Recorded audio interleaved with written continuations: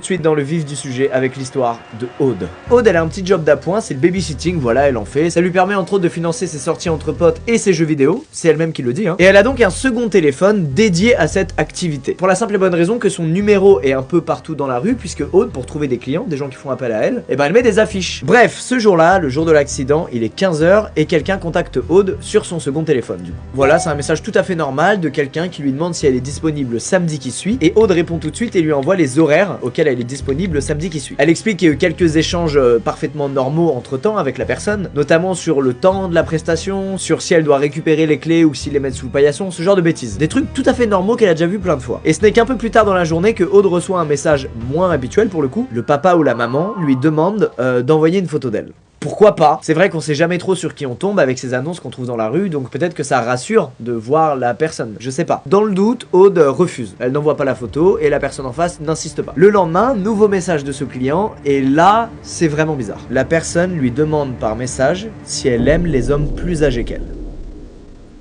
Inutile de préciser que c'est pas vraiment une question normale à poser à quelqu'un que tu mandates pour du babysitting. Aude explique qu'elle a juste ignoré le message et que ça l'a pas alarmé plus que ça. Qu'elle a déjà eu plein de messages lourds de gens comme ça dans sa vie, mais pas de clients. Et c'est là où elle dit putain, ça aurait quand même dû m'alerter. Bref, le jour J arrive, on est samedi, et elle appelle un Uber pour se rendre à la maison où elle doit garder du coup l'enfant. Aude arrive sur les lieux et là, elle vérifie si elle est bien à la bonne adresse, parce que la maison qu'elle a devant elle ne ressemble pas du tout aux maisons dans lesquelles elle a l'habitude de se rendre. Elle se tient face à une vieille maison à 2 étages. Elle constate que 2 des fenêtres sont cassées et que le bois a l'air de pourrir, que la plupart des planches, il y a des trous dedans. Elle passe le portail et c'est en marchant vers la maison qu'elle s'arrête parce qu'elle aperçoit quelqu'un à l'une des fenêtres. Ce qui est personnellement ma phobie. Il y a un homme qui a l'air d'avoir la quarantaine qui se tient là, avec sur la tête ce qui a l'air de ressembler à une couronne de fleurs, et surtout il a quelque chose dans la main mais elle arrive pas à voir ce que c'est. Aude reste figée, regarde cet homme, et après plusieurs secondes, tape le sprint de sa vie.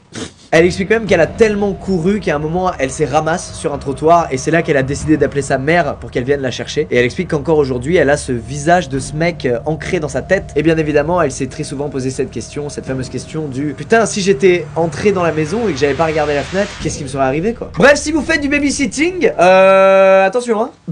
C'est mon unique conseil dans cette vidéo.